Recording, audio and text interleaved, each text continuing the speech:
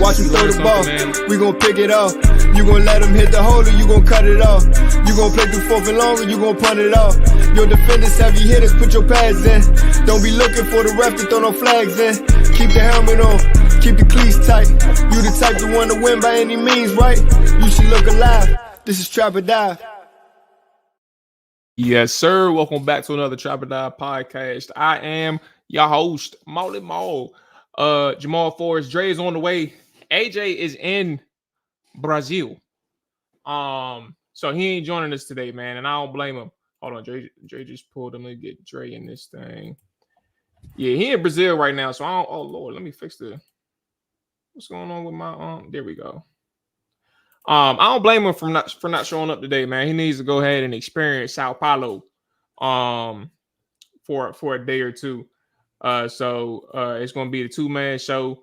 We also have JC Allen of Sports Illustrated's BucsGameday and host of Pirate Parlays, Sick Pod Bucks. I think I said that right. Good Lord. The Sick Podcast. Good Lord. I'm gonna make sure I get that right when he comes back on. Yeah, you're right, Jay Tizzy. He down there tricking, bro. Yeah, bro. Hey, Jay Tyler, wrong as shit. He down there tricking, man. Throwing them little money, them little dollar bills. You know, because we got a little currency power out that thing, bro. So you know he doing this thing out there. Anyway, let's get off that. Like kings out there joint. If you're new to the YouTube side, man, make sure that like button, make sure that subscribe button. We definitely appreciate that. If you haven't seen the latest film sessions, we have Noah Brown up, as well as Olamide Zacchaeus. I think I said that right. People was getting on my ass. The people from the motherland, respectfully, was getting on my ass because I was saying his name wrong. I'm just a dude with a southern dude, bruh, who just go about saying his name regular as I thought it was. But I got corrected about 2 or 3 times in the comments, so I'm sorry. Olamide Zacchaeus. Film session is up now. We can just call him OZ. That's his nickname. That's easy. OZ, bro. I tried to give him a little proper intro and I got corrected. I'm not mad.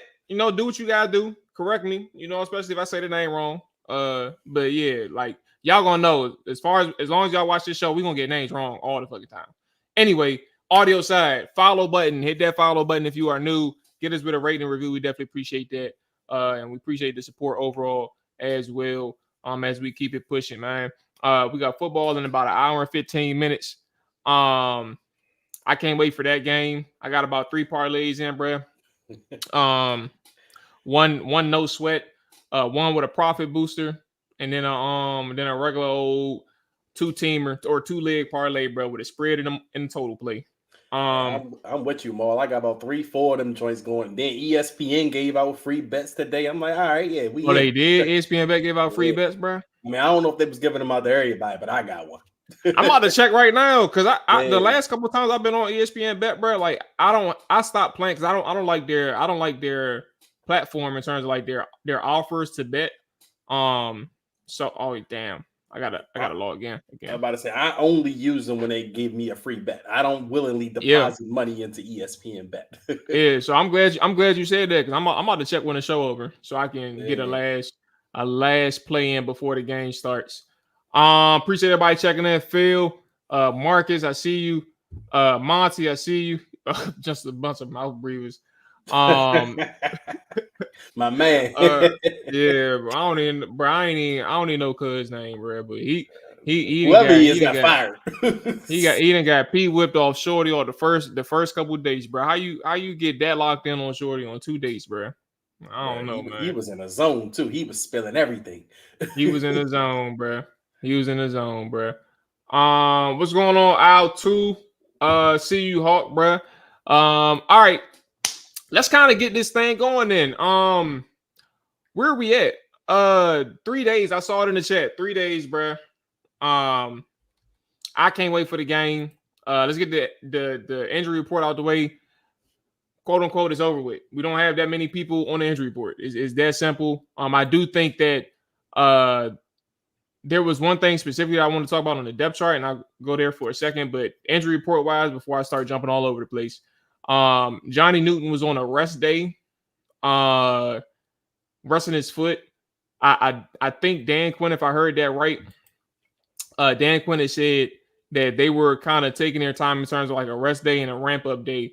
So I believe that today is the day that they was going to ramp them up in practice, if not tomorrow. But I want to believe that tomorrow is the day that they travel. I'm not too sure.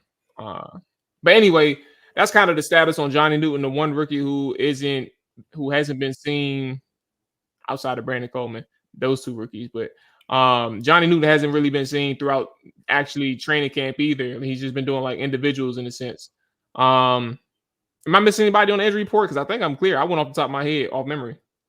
Yeah, that's all I remember. I know, like I said, Brandon Coleman, he was a full participant. Deron Payne, limited. Of course, Marcus Mariota, but I mean, he's not starting anyway, so that doesn't matter. But yeah, I mean, for me, Brandon Coleman being a full participant is a good thing. But we got to check in with our boy Mitch Tischler, man, because he said he's predicting that even though the depth chart says that Coleman is listed at left tackle, he said from what he's seeing in practice this week, he thinks it's going to be Cornelius Lucas. So that's going to be something to kind of monitor. Well, see, that's part of the thing that I was going to talk about. Because hold on one second. All right, so I knew I wasn't tripping. I was looking for this alert, but shout out to Al too, bruh. Hold on, let me give a shout out to Al too for being the first member of the Trappers, bruh. We got memberships open on the channel. And Al too joined us, bruh. So Al too been one of the day ones for real too. We all degenerates. We got a bunch of degenerates in this chat. I would like to believe. And honestly, Al too, you haven't even seen my group chats. It be going crazy in this thing, bro. And it's also one thing I be having to mute Twitter too, because Twitter be going crazy. Like when you get the For You tab and you start seeing those the regular season starts, bro. All you see is like these parlays, these 20-leg parlays getting hit. I'm like, bro, I don't need to see none of that shit because it just makes me mad. Like how y'all get that lucky? But not only do y'all get that lucky, y'all don't even share them. Like y'all just wait till y'all win the post. And I'm like, bro, and then they start a Discord after they hit one. That's all you need, bro. That whole joint go and fund them, bro. You lucky that's what your For You. I'm about to say you lucky that's what your For You tab say. Every time I log on my For You, somebody getting the shit beat out of them. I don't know why. I might have watched one fight video like 2 years ago. Every For You video is a fight. Oh yeah, nah. If I'm being blunt, bro, my For You tab is the gambling, fights, killing, ass, all that, everything, bro. It's all of that sports, stuff. And I'm a sports dude. That's all I do on it. I think it's like I don't even know how it works. Like you click on one thing, bro, and then all of a sudden it's in your For You tab, bro. Yeah, I think they just planting shit. They want us to watch that shit. They like, yeah, you want to see these fights and killings, motherfucker. Yeah, man. All right, so yeah, that's the one thing I was going to say. I think the depth chart is a little bit, maybe because it was unofficial, but it was the week 1 depth chart. So I think us looking at it gave us a little insight into how they wanted to see things, or how they projected things like in due time. I would like to imagine, but it also made me question, like, I wonder if Diami is actually going to be the starting wide receiver too. Like if we're talking about on the offensive side of football, I wonder if like that's actually the case because I don't understand why at this point which you're practicing. Lucas is your number 1 left tackle. That would kind of indicate. But I mean, and if you follow like the veteran beat reporters, they tell you like those reps, like when the regular season start, are more of an indication of something than it is like at any other point in time. So, what do we think about that? Do we think that's the right decision? That Brandon Coleman is sitting a little bit. I mean, for me, I'm assuming they're wanting to bring him in a little slow. I mean, because he hasn't practiced in weeks. So this is like the first week that we know of that he's kind of fully healthy in a sense. So it's a big question. That's why I said it's worth monitoring is if they are kind of working him back to get to the starters, or is it a thing right now where the depth chart just kind of is meaningless? So, I mean, even with the Luke McCaffrey thing, I mean, that's one thing about the depth charts when it comes to the offseason. it just leads us to speculate. You know, we get to speculate and we kind of read a lot into them. And that's what I've been doing, honestly, because we bored. We ready for football. So it just gets conversation sparked. So, you know, again, I don't know if that's something the team is going to really follow because this is what they're putting out there, or if it's a case where it's just they got to put something on paper right now. Because, I mean, if we remember, Joe Witt and Dan Quinn kind of said months ago when they had presses, we have to put like 11 guys on each side of the depth chart, but we have about 17, 18 starters in reality. So that's might be what we're seeing when it comes to the games. Yeah. And then speaking on the defensive side too, just generally with Joe Witt, he spoke actually today as well. That defensive line rotation. I think one of the conversations that we had, like, I think it was this week. I want to say it was, what's today? Thursday. Yeah, I want to say it was Tuesday. Like that defensive line was something where I'm like, John Allen, Deron Payne, those are the guys that's really gonna have to step up now that you ain't got no like quote unquote star power names on the edge now. They're gonna have to, they got a lot to prove. Like those are Deron and John are your top, they make up your top 3 highest paid players on the team. Number 1 is Terry McLaurin. And I think for Washington, who's having Cleveland Farrell, Dorrance Armstrong, oh my God. I did it again. What's his name, bro? OZ. What's his name? No. What's the edge rusher name, bro? Oh, your boy Dante Fowler. Oh my goodness, bro! Like I'm giving somebody a random $5, bro. If it happens to me again, I'm just picking somebody in the chat. And that's an easy one to remember, Mo. Son, I don't know what it is, bro. Like, and I'm not even faking it. Like, that's so frustrating that I can't remember Dante Fowler's name, bro. But like you got those people basically that make up your rotation. Obviously, Jamin Davis as well. I think what's going to be important also, like when we go into this game, Joe Witt mentioned that there's going to be a significant rotation on that defensive line, specifically defensive tackle rotation is what he mentioned. But I also think that would kind of make sense for why they even opted to keep Fidarian Mathis or Fidarian and John Ridgeway at first. They obviously traded John, but keeping that prototype or that profile of a player, given who Allen, Payne, and Johnny Newton is. Go ahead. And I was just gonna say more. It's also interesting to me. I was kind of surprised, even though we kind of figured, you know, these guys would be on the field all the time. But one of the things Joe Witt noted in his press conference was that John Allen and Deron Payne, one of those two are always going to be on the field. They're going to rotate a lot, but one of those guys are always going to be on the field. And I thought that was really interesting that he kind of said that early on, like basically like we can't be on the field without one of those guys. So it's going to be interesting to see how they rotate the rest of them, because everybody else sounds like it's going to be a rotational basis, but they know that those two are the men on that defensive line. Yeah. But I as we wait on JC, he should be joining us at any second now. I would love to know what's everybody's perception on how this, like the biggest concern for this defense is. Like, I think there's a glaring one, but I also think there's a two-parter here, right? Here's my thing, and I would love, like I said, I would love to get JC's opinion on this too. I was looking at Aaron Stinney. I had a scouting report that I had to do on Aaron Stinney. He left and went to the Rams. He's with the Giants actually now. But he was a starter for the Tampa Bay Buccaneers by way of injury, I believe, for last year. He played significant time. And then I think he was like a backup rotational player filling like the previous years. But that offensive line, man, I would love to give so much credit to Baker Mayfield for how he operated behind that offensive line. And for Washington to be 3-point underdogs, like underdogs, period, because I don't want to like make it seem like a gambling standpoint, but they are clear underdogs, road underdogs against the Tampa Bay Buccaneers. That secondary is going to have their hands full with that trio and Mike Evans, Chris Godwin, and the third person, I forget his name as well. But y'all gonna get me in the chats because I trust y'all my dogs. But that trio that they have, obviously, and obviously the tight end that they got too. I think that the secondary is going to have their issues, but the defensive line, for all of the question marks that I have for them, this is one of those games where you can really set the tone against a team like the Tampa Bay Buccaneers. That offensive line last year, it was Baker Mayfield creating everything, it seemed like, in that pocket for me. Of course they had good moments, but like the chaos that Baker Mayfield thrived in is what got him 100 mil. And I'm impressed with Baker, but my thing is, what can the defensive line do against an offensive line who I really don't have that much faith in my opinion? What do you think about like the standing in terms of like the concern, but also the opportunity that exists? And it's funny you mentioned that because that's something I was actually, as I was studying this game, I was looking at what Tampa Bay did well last year on offense. And of course, it was the passing game, as you mentioned. They had the worst rushing offense in the league. So this is something actually that we're going to kind of learn day one, or at least week one with this team. How good do they defend the run and it starts up front? Because we've had issues in the past with teams kind of just running the ball down our throats.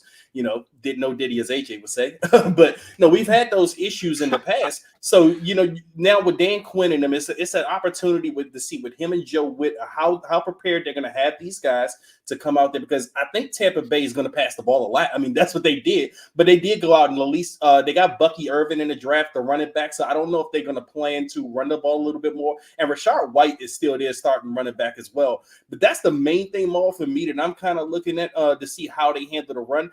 Obviously, we got to be worried about the passing because, we still have that question mark on the outside with the corners. And, Tampa Bay has at least two really, really good wide receivers, and Mike Evans always kills them. But again, it starts up front. And as you said, the Bucs offensive line, it isn't one of those stout offensive lines. It isn't a great offensive line by any measure. So as you said, this is a great game to see where that defensive line gets off. I mean, I think we can kind of expect Allen and Payne to kind of do their jobs. I don't know how dominant they're going to be in this game, but they're going to at the very least do their jobs. But the eyes are going to be on the edge rushers. Are they going to, start to make a name for themselves? If someone like a Cleveland Farrell going to stand out in this game as the edge rusher on this team? And it's a good week to find out because, they're not going up against a big-time left tackle or, they actually do got a left tackle, don't they? They got Tristan. I was about to say Tristan Wirfs. Is one guy for sure that I would love to have on my team, but the rest of that, the whole entire makeup of that offensive line, I ain't buying. And that's the thing. So you got to see how Dan Quinn and them are going to plan this attack because Tristan Wirfs is a stud over there on the left side. So who's going to be getting their bones off? Are they going to put the dominant edge rusher over on the right side? Are they going to attack that area? But it's going to be interesting to see. But again, I'm a little bit more interested to see how they're going to manage the run game because I mean it's a new era. We should probably be expecting new things, but as a fan that's watched this team over the years, we've seen teams that aren't supposed to be good at running the ball run the ball really well against this team. So that's something I'm really kind of looking to because this is not a team that should dominate you on the ground. Yeah, they've struggled in terms of generating consistent tracking in the run game, and I think that's something where I'm like, Rashad is a good back. Chase Edmonds, he's on IR, but he's a good back too. But they had a setup, Bucky as well. They had a good setup back there, so that is interesting. It's honestly the Baker Mayfield shut in. And Trey Palmer was the third receiver that I was mentioning. Cade Otton was the tight end that I was mentioning. Two solid guys in that receiving core. My question is honestly like, how do you think we're going to divide our attention defensively? What I mean by that, like Mike Evans he's a Hall of Famer. And I don't think there's anybody in our secondary, like physically, that can match up with Mike Evans. And sure, you have Ben St. Juste, who's 6'2", I believe. He can move laterally pretty quickly. But at the same time, like Mike is strong, he's fast, and that man got bunnies. So it's like, are we gonna be seeing a lot of bracketing, true double teams? I don't even know if like we're gonna see true double teams. I don't know like how serious they're gonna take it, but like how much attention do you think we're gonna give Mike Evans? Because I think if there's one thing that I would say with this defense against the Tampa Bay's offense is like I would treat this as a like pick your poison type of situation. I'm gonna rely on my front seven to get their job done up front, but I'm not gonna let you beat me throwing it to goddamn Mike Evans or even Chris Godwin for that matter. Like I'm not letting you beat me Matter of fact, even Kate Otten, because like I don't even know who's going to be able to check the tight end at this point. Like unless you decide to keep your 6-7 DBs on the field, and then we can kind of see how that plays out. But I'm not letting you beat me with like one of your two primary receivers. And this is the most exciting thing for me to watch for the defense, because I'm really anxious to see how Dan Quinn and Joe Witt kind of prepare this team and get them, or what kind of game plan they will put on. Because in the Ron Rivera era, I think we could probably assume you will probably see somebody like Emmanuel Forbes just by himself on the island with Mike Evans the whole game, regardless as if he getting cooked or not. I think that would be the expectation. So you got to wonder, because Dan Quinn, I mean, these guys have been doing it the last couple of years. I mean, Dan Quinn's always had a solid defense. Joe Witt, he's kind of coming up under him, even though he came up in that Green Bay Packers system. But as fans, we still don't kind of know what they're bringing here. But you can assume it's going to be some kind of solid game plan, because that's what these dudes do. So, but again, I do not want to see Emmanuel Forbes on an island with Mike Evans at all during the game. I mean, even if he has his solid plays, I feel like, there's still the opportunity to give up a big game to a Mike Evans. He's always had big games against us. Hell, even when we played Tampa Bay in the playoffs a couple of years ago, Godwin, Evans, all those guys were there. And you saw how they killed us. I think they had well over 500 yards of total offense in that game. So this is something to be, kind of monitor to see how this new defensive staff here in Washington even though there was a couple of years ago, you want to see, how far we have come and how much better we are preparing for this type of offense. I mean, obviously Baker Mayfield is the new addition, as far as since the last time we've seen them. So, you want to see what they're going to bring. But I mean, I don't know. I'm just excited to see, how they're going to game plan. We don't know right now, but I just hope that there is a plan in place to not have these corners on the island. I mean, we do have a couple of big guys. I mean, as you mentioned, Ben St. Juste. I also wonder about Mike Davis. I wonder, what Mike Davis' role is going to be on this team. He wasn't listed as a starter, but again, we're talking about the depth chart. That's fluid. Anything could change during this game. We might see Mike Davis out there more than Emmanuel Forbes. So, I mean, it's just something to monitor. I'm ready to see what they're going to do week one. Yeah, I think the main thing for these guys against Baker, and who is this that said it? I think it's Jamin Davis. Yeah, Jamin Davis speaking to Scott Abraham, ABC 7. Like it really does come down to pressure. Like if you can get pressure on Baker early and consistent throughout the game, that's going to be important. But I think one thing for sure, like I said, he a magician in that pocket. He can get out of a lot. Like he knows how to maneuver in traffic. And I think that's going to be something that's going to frustrate a lot of people watching it. If you can't take control of Baker when you have opportunities in the backfield, like that's the one thing that I'm more so focused on with the opportunity that Washington has against that offensive line. Again, I'm not saying that offensive line is terrible. I'm just saying you have an opportunity with your interior guys. You only have Tristan Wirth on that one side that I truly respect, but your interior guys with John Allen, Deron Payne. I don't know what the status is with Johnny. I'm not even counting him right now, but having those opportunities across the offensive line with stunts, with your twist games, all of those things that you can do in passing situations, right? And even just generally the run game too, like being able to take over these guys is going to be that important. And you can't miss those opportunities, I think, up front, because if you miss those opportunities up front, he's going to get out the pocket. Excuse me. He's going to get out of pocket. DB's eyes will drop. Receivers will get open. And it's going to be I want to ask you, I mean, we haven't even mentioned this guy's name on the defense yet. What do you kind of make of what Bobby Wagner's role is going to be this week? I mean, would you put him on the tight ends, maybe shading the tight ends, or will he kind of spy Baker Mayfield, as he is a guy that can make plays in the pocket and maybe get out of that pocket a bit? Like, what do you make of Bobby Wagner's role this week?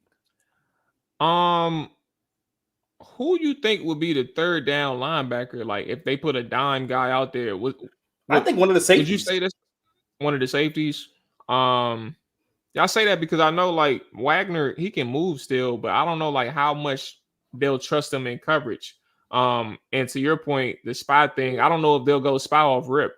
Like I don't think that'll be something that they'll default to. Because he doesn't really pose that big a threat, like in terms of like his speed. Like he's not going to be a game breaker. It's more so like containing him in the pocket. That's going to be a problem. So like I would say you can trust any linebackers out there, whoever their set is, whoever they put out there. you can trust them to be in a zone coverage and do their zone drops. But I think it's going to be whoever your rushers are to close that gap and make sure that he doesn't get out the pocket. And that's one thing that we talked about for years is like being able to have your pass rusher stay in their rush lanes or stay disciplined. That doesn't change with a new regime. Like that should still be a storyline for everybody that's still here. That should still be a storyline. Stay in your rush lane, stay disciplined. And hopefully this group can do it more consistently. But Baker is the one who could really shake tables. So to answer your question, I really don't know what he'll do in terms of Bobby and true passing situations. When it's like a first two downs. I don't think he'll be in a spiral. So we'll kind of see how that goes. Okay, shout out to Hawk, man. Yes, sir. The one of the original trappers too, bro. He was on the trap. I found him on we linked up on the Trapper Dive morning show, bro. Oh, by the way, pause for a second. Appreciate you as always. Your support, man, is legit, bro. I appreciate you, dog. But I meant to ask y'all this in the beginning of the show. So if you're still here, let me know how I can help. I'm trying to figure out like what else I can do. I'm gonna ask this again too, like throughout next week, so I can kind of get some more responses. But like, how can we do more work here on Trapper Dive? What would you all like to see? What would you all like to see from me? Because I feel like I can do some more when I get some time. So y'all tell me what y'all would like to see out of this channel. But yeah, back to the preview. Offensively, Dre, Zach Ertz was talking to JP Finley, and he has said to JP he thought that Jaden Daniels was going to be that guy from day one, bro. It's not been many individuals on this team this offseason, preseason, training camp that has had any reservations when it came to Jaden Daniels. He's having a big test against a Tampa Bay Buccaneers defense who is always somebody or a unit that should be respected under Todd Bowles, right?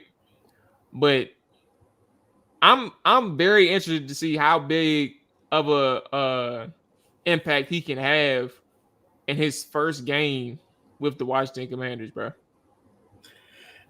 That's the biggest thing right now. And you mentioned Zach Ertz mentioned in that comment. I go to the comment from Sam Cosmi after he signed his extension. He said one of the reasons he signed that extension to come back because we got a special dude that he got to protect you. And the reason why that stands out to me is because Sam Cosmi is as blunt as they come. You know what I mean? So if he says that, I feel like there's some credence to it. And obviously, we're going to find out pretty early what he's made of because this is honestly like the most exciting defense you could see him face week one because of the reputation that Todd Bowles has and the blitz packages that Tampa has. We're going to get to see if the processing ability that Dan Quinn and him spoke of all offseason with Jaden Daniels, if that's going to come into play week one, because he's going to have to process really fast against the Todd Bowles defense. So this is going to be the big thing to watch. Like, is he going to read these defenses? Because as we saw last year with Sam Howell, you know, against a defense like this, Sam Howell will probably get sacked 10 times. You know what I mean? Like, because he wasn't the processor. He's not quick with that. But this is something we've heard of Jaden Daniels all offseason. And not only that, I mean, you can go back to his LSU tape, and a lot of people would note, you know, he can process pretty quickly. You know, a lot of people thought he was all legs. And then when you actually watch the guy, you're like, damn, but he can actually read the field pretty fast. So this is going to be on display game one against Todd Bowles' defense. So that's the biggest thing I'm watching for. And if he can, then they're going to have success in this game.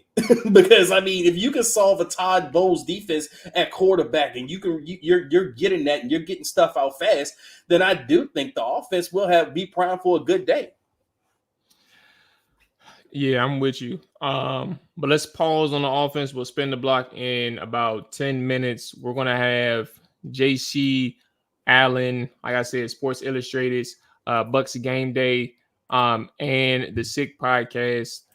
He's going to join us so we can talk a little bit about the Buccaneers. And here we go. All right, and there's JC. What's going on, boss man? Appreciate you joining us. What's going on, guys? How we doing? All right, how you doing? Doing good, man. I'm excited. You We don't should see be, no man. I Bucks think. gear on. Where's the All right. red? I ain't a Bucks fan. I gotta keep it partial, Oh, biased. got you.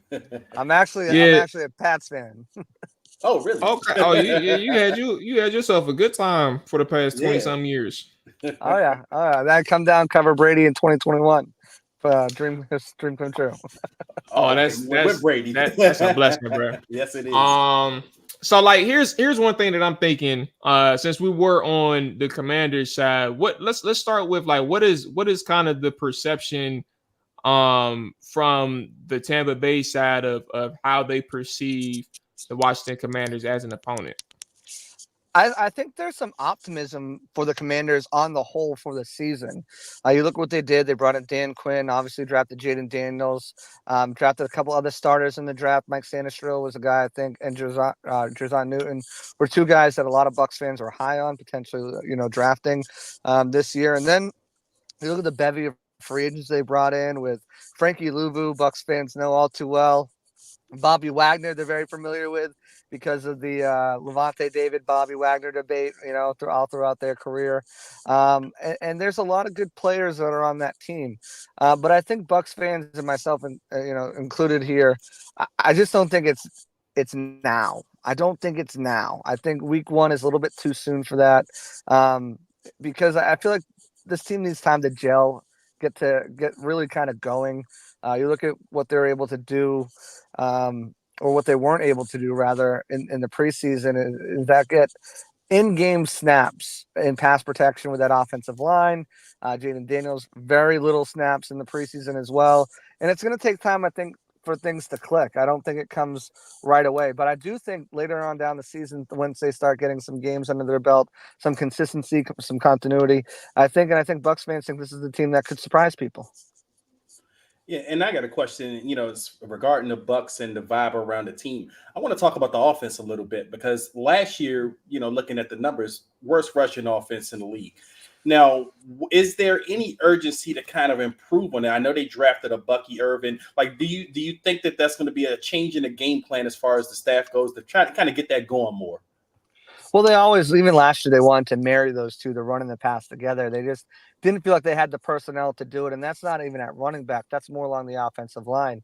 Robert Hainsey was their starting center. They went out and drafted Graham Barton in the first round. He's already made a tremendous difference. He's named the starter. You could see through 3 preseason games and, of course, in training camp and at practice and stuff. He's a different type of player. He's very smart, cerebral like Hainsey was, but he's stronger, bigger, more powerful. He's getting vertical push on guys. He knows when to pass off a guy to climb to another level. He's very keen on spying double teams and loopers and things like that. So I think that gives them a big advantage. And then getting in Ben Bredesen, who had an up and down career with the Giants, mostly played out of all over the place last year. I think he played guard, both guard spots and center. And let's face it, that Giants line has been atrocious. Mm-hmm. So when one sinks, the rest of them sink. And I think him coming in, he's probably the weak link on the line, but they have he's next to Wirfs and he's next to Barton, who I think Barton's going to be a perennial Pro Bowler at some point in his career. And Cody Malk, the other guy in the interior, he's headed into the year 2, played left tackle at a small school in North Dakota State, moved into right guard, bulked up in this offseason, more comfortable. And I think, to get to your point about the running game, all of that factors in there. And I think with Liam Cohen bringing in a new system, he's putting a lot of responsibility on Baker Mayfield and saying, all right, we're not just going to call a run and we're going to run it. If we're not getting the right look, we're going to check into a different run or check into a different play. And that's going to help. The horizontal push they've been getting on defensive lines in the preseason and in practice has allowed them to find those running backs, Bucky Irving and Rachaad White, to find these cutback lanes. And they both, and even their third string running back, Sean Tucker, all averaged over 4 yards per carry when they got the ball in preseason. And I think that's going to be something that, of course, they are definitely looking to improve. And I think they will. I think they finished top 15 in the league, probably around 15, 16, 17, somewhere, 14 in rushing this year. From worst to middle of the pack sounds about right for me. Yeah, that was actually one of the conversations we had early. Was about that offensive line. Last year, I thought that Baker Mayfield was essentially a magician back there. Sometimes like he made a lot of things work. Like he knew how to navigate traffic. He was very precise and ultimately led him to that $100 million contract. And I think that's really good. And I also think that's a really good position for him to be in. Al too actually asked one of the questions that I was thinking of. Losing Canales, or if I said his last name wrong, y'all know, chat knows. All right, cool. Boom. I got a name right. The OC moving to Carolina. What is the kind of the situation there now? Is this something that you think Canales was like, because he has a track record now with 2 seasons from Seattle to Tampa Bay, obviously in a new venture now with Carolina, but he had a track record. Is there some concern from you all side that Canales was an individual who had a really good or really significant impact on quarterbacks, specifically Baker in his time with Tampa? Listen, Canales is the short king quarterback whisperer, right? You know, he gets working with Gino, he gets working with Russell, he gets working with Baker. But I don't think it's going to be much of a drop-off. I don't think it's going to be much of a dramatic decrease because they brought in Liam Cohen, and Canales was part of that McVay tree to an extent. He was a branch off of a branch, right? Shane Waldron is where he picked up most of his offense and got most of his tutelage in the McVay system. Had some things that he learned from Pete Carroll, Daryl Bevel, and Brian Schottenheimer as well. But with Cohen, he's a direct branch. He was McVay's offensive coordinator, so he's coming in with a very similar style offense that Canales ran last year, but even more similar to what they ran with the Rams, right? So I talked about the ability to check into different things and the motion, a lot more motion. The guys are very excited about Cohen's offense more than they were so with Dave's offense. Dave's offense was exciting in the beginning because it was brand new. And, Bruce Arians with Byron Leftwich offense was like, outdated and just not a modern style. And Cohen has experience as an offensive play caller. That's something that Dave didn't.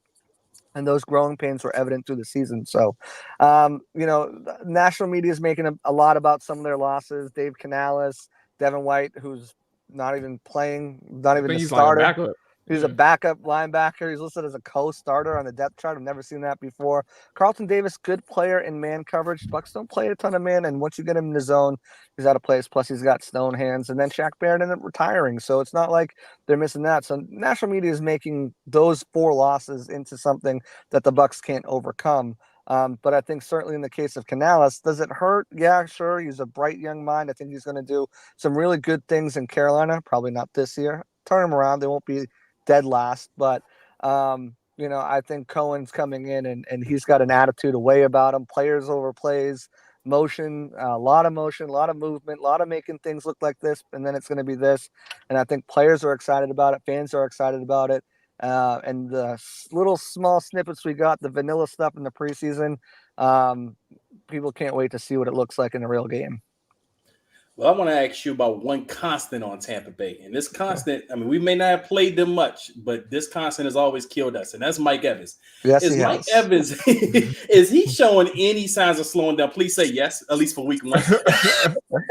No. I'll look for Mike Evans going into the season.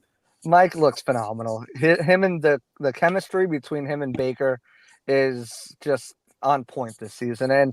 And it wasn't as strong as it was going into last year, because remember, Baker was in a quarterback battle, splitting reps with the ones for the first month of training camp. He really won that battle after the second preseason game and started to get those repetitive reps with one. So going into the season, he's still working on his chemistry and kind of body language with receivers.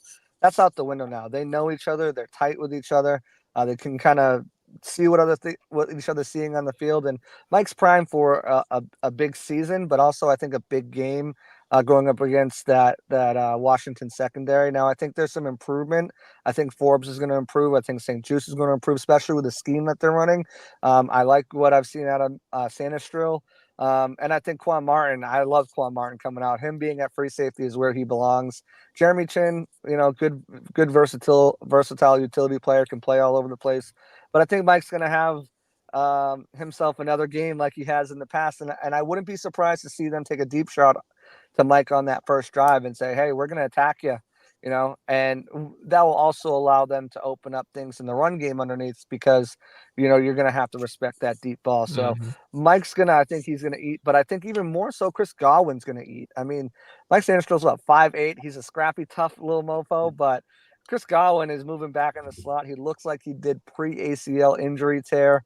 And he's going to make life difficult for him in the slot. And when they move Mike into the slot, man, they better have a safety helping Sanders out. That's all I have to say.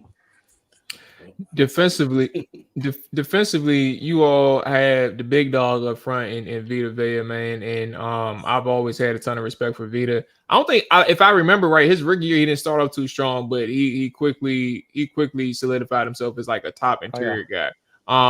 What do we think about this year's Bucs team? Because one thing that you mentioned that I didn't consider is like you all were transitioning, not you all, but Tampa was transitioning out of a man defense to a zone scheme primarily. What's kind of the situation there? What do you think about this year's defensive unit? Yeah, there's going to be a heavy mix of zone and man. I think part of the reason why they're in zone so much is because they struggled to get pressure from the front, especially when injuries took. But I think Vita Vea has slimmed down. He's lost about 30 pounds. He looks quicker. He looks faster, which is bad news for the league. Scary. Especially for your center, because he absolutely abused him when he was with the Cowboys. He worked with Ndamukong Suh and his trainer out in Washington this summer. Kalijah Kancey's taken that step. He looks really, really good. I wouldn't be surprised if those two didn't finish around 15 sacks combined between the two of them somewhere. I know they both got double digits on their mind. And then you've got Yaya Diaby, who I think is primed for a breakout year. They'll move him around on both sides, which Brandon Coleman just better hold on for his dear life and hope that Peck is feeling fine. And then I think this is a redemption year for Joe Tryon-Shanka. He's going to try to come out there in a contract year and hopefully be able to, rebound there. You got Steady Eddie Levante David, All-Pro Antoine Winfield Jr. back there, reunited with Jordan Whitehead, which is going to allow Bowles to do a lot of things in the back end and disguise coverage and send guys up and blitzes and not really have to worry about it because both of those guys are so sound in their assignment. Jamel Dean's top 15 cornerback, 15 to 20 cornerback in the league, especially when playing press man. And then the young gun, Zion McCollum, who started 9 games for him last year. Kind of the reason why they're able to trade Carlton Davis because they have high hopes, high expectations for him. I do too. I think he's going to be the Bucs breakout player of the year. I think he's going to get around 5 interceptions. He's had some of the best testing numbers ever at the combine for a cornerback. He steps into a starting role. He's got that explosive speed. And, I think the Bucs defense is going to be solid as a whole. I think they'll probably finish around 50 sacks, probably a top 10 defense in the league, and definitely stout against the run as they always are. So, just one quick follow-up, Dre. So like my thing is with Antoine Winfield specifically, he chose to come back. I think he was a free agent for a small period of time, if I'm not mistaken. They slapped that tag on him quicker than it was the tag. Okay, all right. And I know he got an extension, right? Shortly after. Correct. Highest paid DB in the NFL until yesterday when Pat Surtain surpassed them. Yeah, so Antoine, man, what now you mentioned his partner in crime coming to Tampa Bay, and obviously it opens up the defensive possibilities. But what makes Antoine special for this team, for the Tampa Bay's defense? He can do anything and do it from anywhere in the field. I mean, we saw example of it. He never quits on a play. He's very smart, very cerebral. He knows, watches a lot of tape, so he reads and reacts and recognizes quickly. There was a play last year where he tackled the guy at the 1 yard line, caused a fumble, and they are able to kind of stop a play. And I think he's like 5 sacks away from being one of the top 10 safeties in the league history. He can do everything: interceptions, sacks, fumbles, fumble recoveries, tackles. He's just a complete all-around player at that position. And the way Bowles is so exotic with his schemes and his looks, he puts him in situations where he's going to win, he's going to succeed, and then he just lets his play take over, and he rewards Bowles for putting him in those spots. And I think you'll see him all over the field at free safety, strong safety, nickel, coming in on blitzes, and he's just he's an all-pro for a reason. He's the highest paid DB in the league for a reason. And he's going to continue. The first thing he said after after in his press conference after he signed was, I'm thankful, I'm happy, but I'm just getting started. And that's his mentality. He's got a dog mentality. He's not going to sit back and pull an Albert Hainsworth. He's going to go out. He's going to go after it. I peeped it. I peeped the dig. I respect it. I forgot it was dig. it was unintentional too. I'm a Patriots fan. We had Albert Hainsworth too. And I think the Bucs had Hainsworth too. There's a trifecta there. Everyone tried to get that guy to do right, but no. Now, look, JC, you got me a little scared now because we already were kind of worried about the defense with the Buccaneers, especially with a rookie quarterback. Even though we are all excited about this rookie quarterback, it's the whole facing of a Todd Bowles defense. So we know what a Todd Bowles defense usually comes with. But can you tell us if there's any areas of concern on that defense right now for Tampa Bay? Yeah, I think some of the speed. Levante David's still, one of the best coverage linebackers, but he's getting up there in age. His speed has taken a dip. KJ Britt's not the fastest guy. He's certainly not going to mistake him for Devin White out there as far as speed, but he's a student of the game. So I went up to him in the locker room for a quote today, and he's on his phone in their free time in the locker room where they've got time to just chill. And he's watching tape on his phone of the Commanders. I'm like, do you ever stop watching tape? I had him on my podcast. I'm like, so what do you like to do in like your free time? He's like, I like to watch tape and work out. I was like, no, like your free time. He's like, yeah, watch tape and work out. I was like, this guy, he's just an animal. So, but that those smarts and that ability allows him to kind of see things before they happen. So he makes up for his speed. But I think that's an area you might be able to pick on them. Obviously, the outside linebackers aren't truly established there. So you don't got that double-digit sack guy. You've got a couple guys. You've got a good rotation. Someone's got to step up. We think it's going to be Diaby, but he's got to prove it on a consistent basis in year two. Tyke Smith's their nickel cornerback. He's looked really great so far in camp, and everyone's commented, offense and defense and coaching alike, how savvy he is. He's like a veteran, knows the system really well because he played in a similar one in Georgia, but he's still a rookie. You can still kind of pick on him that way. So as far as that on the defense, I think the biggest thing is for the Bucs is they just got to make sure they're in contain, because there's going to be times Jaden Daniels is, you watch his college tape, he's poised, he's not afraid to stand in there and make the throws, but it's a little bit different when you're having live bullets flying at you. And I know they had some joint practices, but there's going to be times where he's going to say, nope, and just going to tuck it and run because he knows he can. And when that happens, the Bucs need to make sure they're not being over aggressive and they don't lose their contain and are able to get him. But I think Jaden probably pulls off a couple big runs on the Bucs there. But again, they've got to stay disciplined, and they've got to stick with their technique, because as much as I mentioned earlier in the podcast is a completely different team, that can sometimes work to your benefit. The Bucs, I just talked to their defensive line coach and D coordinator today, Casey Rogers, and I said, you look at this offensive line, you only had zero pass rep snaps to watch in preseason for them. What do you do? He's like, well, we got to watch Brandon Coleman's, we got to watch his college tape, and we got to watch the center with the Cowboys and his tape, and then Allegretti's tape, and then you guys got Cosme, and he's obviously a stud, just got paid after he moved to right guard, but it makes it difficult. You have to be sound in your assignment, sound in your technique, sound in what you're supposed to be doing and doing your job, because that's the advantage that Washington has, to an extent too, is they don't know what it's going to look like. So if Washington's going to have success, they're going to have to, be sharp and kind of keep the Bucs off kilt. JC, man, I appreciate you joining us. I just want to end this with your game prediction and also your Tampa prediction for the season, because I think after hearing you, I may have underestimated exactly their standing in the NFC South. Because I had the Falcons winning the division. I said it like 3 or 4 times on this show throughout the offseason, but I'm like, damn, I think they can win the division after hearing you talk. Yeah, everyone's picking the Falcons. They're the sexy pick. They got Kirk Cousins, and they've got Raheem Mostert and Zach Robinson. I get it.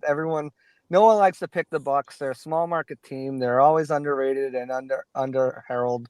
But I will say this: there's a lot to put into the chemistry, camaraderie, and culture this team has. They are truly the tightest knit team that I've ever seen in my entire life. Baker Mayfield said the same thing when I asked him about it in his press conference on Wednesday. Said going back to college, high school, this is the tightest team, and that's going to help them get through some tough times and adversity, and that can't be understated. And I think a lot of the continuity that they're bringing back, they added playmakers for Baker and Jalen McMillan and Bucky Irving. They added to that offensive line. They added some pieces to that defense. I think as a team, they're in a much better place than they were last year when they made the playoffs, and we're minutes away from the NFC Championship game. So I have them at 11-6. I think that first half of the season is going to be tough, going into that bye week 5-5, splitting with Atlanta, splitting with the Saints. I do have them beating the Eagles and the 49ers, but losing to the Lions, the Ravens, and the Chiefs. But then going on a nice little run towards the end of the season. That back half of the schedule after the late week 11 bye is fairly, on paper, fairly easy.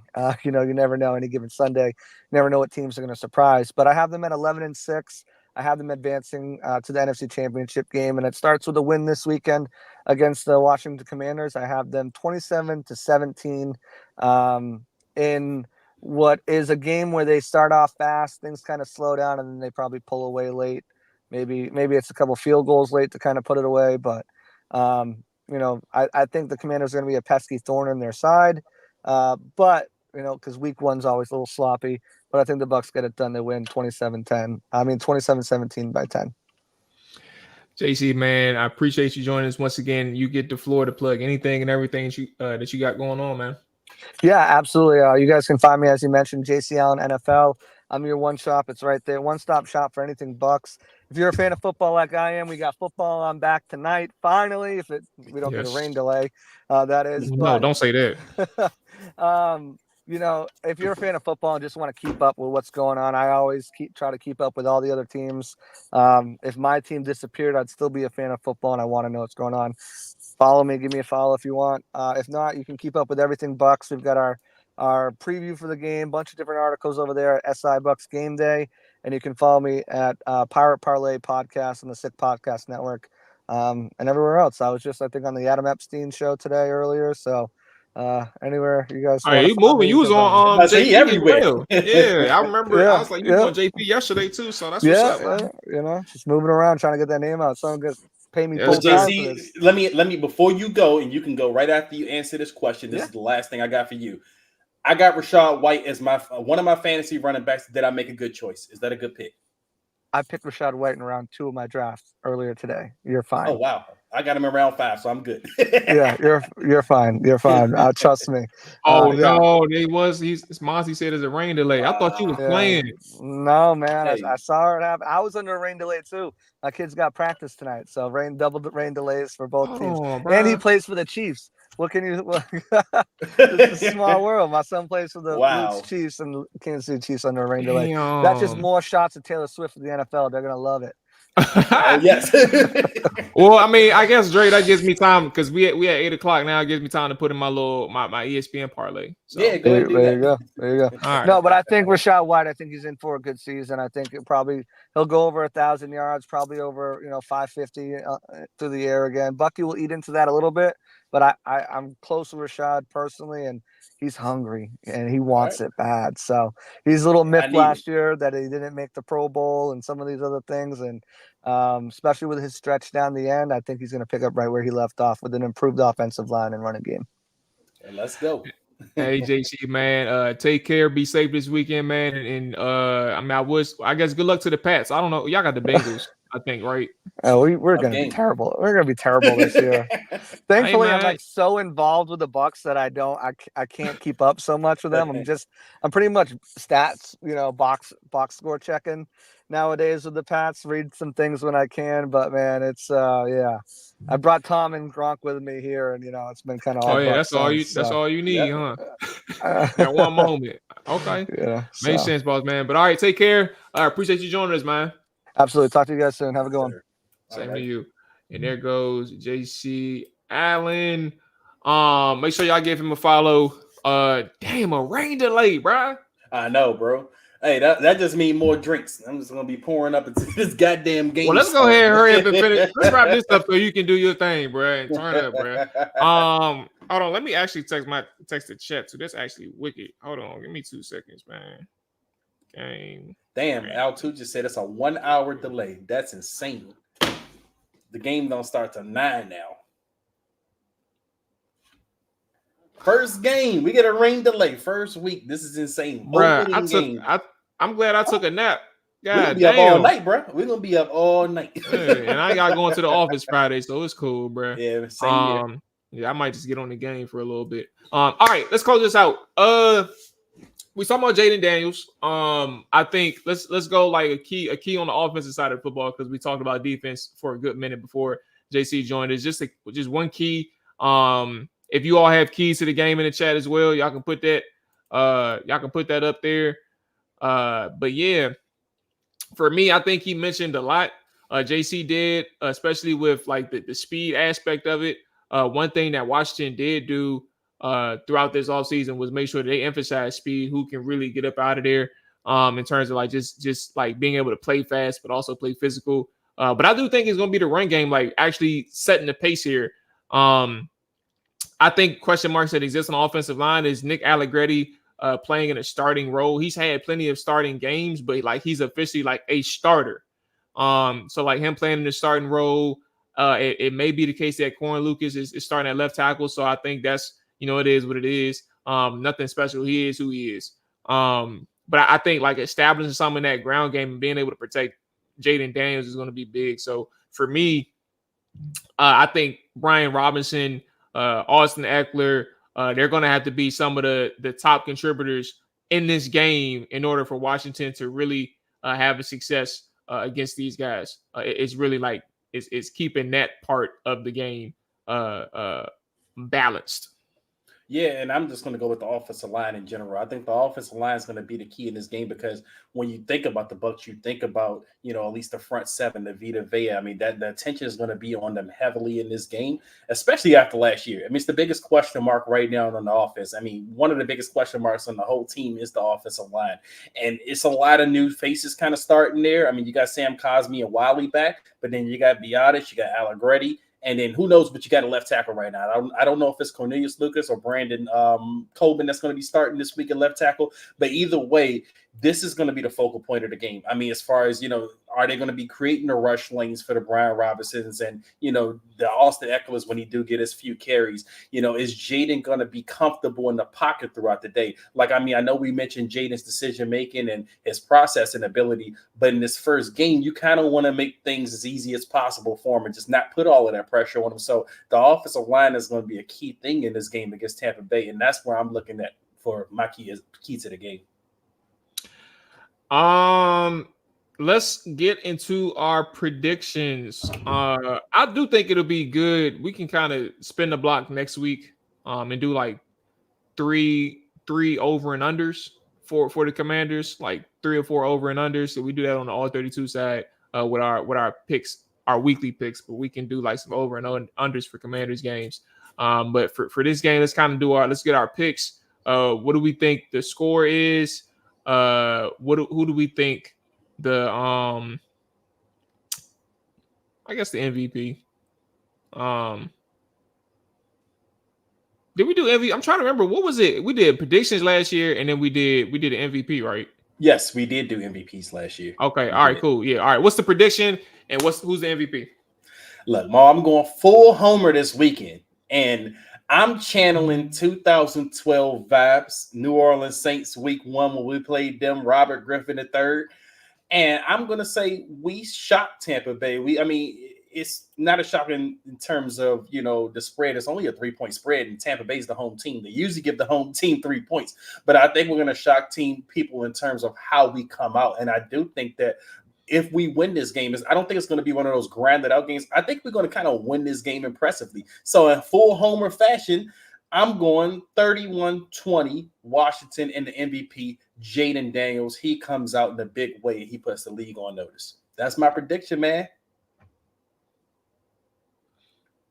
What's up with you and AJ, bro? Hey, I'm going full homer mode, man. I mean, this is just for 1 week. Just 1 week. Now, this could change. We're going to think of the ass week. I'll be like, all right, I don't know about the rest of this going forward. But week 1, full homer, baby. Damn. All right. I respect it because you prefaced it with full homer. All right. I respect it, bro. Hey, man, I respect it, dog. I see everybody in the chat with the dubs, bro. 27-20, but Jay Tizzy. Al 2, 31 27-24. points, Monty. Hey, this is a new offense, baby. We got a real quarterback now. Or at least I hope we got a real quarterback. And if he is the real deal, 31 points shouldn't be a surprise to anyone. 24-17, West. Washington got the dub. Ertz 2 TDs. Monty questioning Dre, like, as you have, man. Monty, my boy, man. Hey, Monty, follow me, baby. We about to do this. Yeah, y'all follow Dre, bro, because I'm gonna sit here and say I think it's gonna be a close game. I actually lean towards JC's point. Like, I think it's gonna be a close game, and up until the point that it isn't, if that makes sense. So I would say probably I'd probably say like 31-21. The Commanders. So you going 31 too? Hey, Commanders. you ain't Commanders. far off. You talking a little bit too quick now. 31-21 Tampa. Oh damn, my fault. That ain't close. That ain't close. But see, but what I'm saying is like it was close until it wasn't. Like probably like they going like a 10-0 pull run. away late. Yeah, something like that, or something, or a last they up 3 and they score a touchdown late, something like that. I don't like your energy, Mo. I don't like it. Hey, look, my energy here. Y'all know my record prediction from Tuesday, brother. I'm here with it. I do think that's going to be a tough opener. But I also think that you're going to see a lot of flashes, like a lot of good flashes out of that game. Look, the Giants are up next. Come on, bro.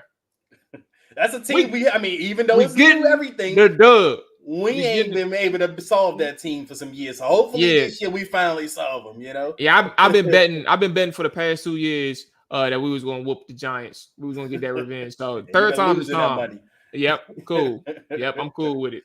All right. So that's going to wrap it up for us. We got our predictions. Oh, MVP, I'm sorry. For me, I'm gonna go with your boy Baker, bro. He's a miracle worker back there. I think he's going to continue to work miracles. And if it ain't Baker, it's Mike Evans. But that's gonna wrap it up for us. Y'all can catch us here smack dab after the game. We're gonna be here 7:30, 7:45, whenever the game ends. We'll chop it up until Sunday Night Football. We'll get our instant post game reactions. Appreciate everybody who's been checking in live, been in the chat, all that good stuff. Al too, Hall, appreciate y'all joining. The members, man, first 2 members, day 1 supporters of the Trapper Dive side. So man, appreciate y'all joining us. And Dre, we're gonna lock in. Oh shit, we're gonna lock in a couple days. So we're gonna see each other soon, bro. We're gonna turn up, get that Blanco. Nah, I think I'm gonna mess with Reposado this weekend, bro. Oh yeah. Oh, you're doing the tequila this weekend. Yeah, I'm gonna stray away from bourbon. You know, I'm gonna be doing my bourbon. Yeah, see, like I want to do the hen dog, bro. I might just change my mind last second, but I had this tequila that my neighbors gave me. It's some Dawn. But it's like a brand that I never had. Like it's a version that I never had before. And when I had it, I was like, bro, this joint was so smooth, bro. I gotta try it out the next time I buy a bottle. So I'm probably gonna stick with that. Hey, did you check that game out? That card game? Did you look at them cards? Oh shit! No, I didn't. I wasn't even thinking about bringing it. I was like, bro, let me just not bring it because if I was about bring to say, it, bro, if you were, they talking you about gotta vet them. yeah, I ain't gonna do that to him, bro. Hey, look, don't be scared to bring. You can bring it and I'll read it, and then we'll decide as a team what we're gonna do. How about we just get Uno cards? How about that? How about we just get Uno cards? They already got Uno. They might already got that. Everybody. Well, we're gonna check in with AJ, make sure they got him, bro. If not, I'll go to Walmart get us a little junk, bro. But all right, cool. We out of here. Hey, everybody, stay safe. Enjoy the weekend. Enjoy the game, man. Al too said he a tequila guy too, bro. Look, try some Yakkery once in a while. That's where I started. That's where Henny Mall came from, brother, man. But yeah, we're gonna see y'all Sunday, man. We up out of here. Peace.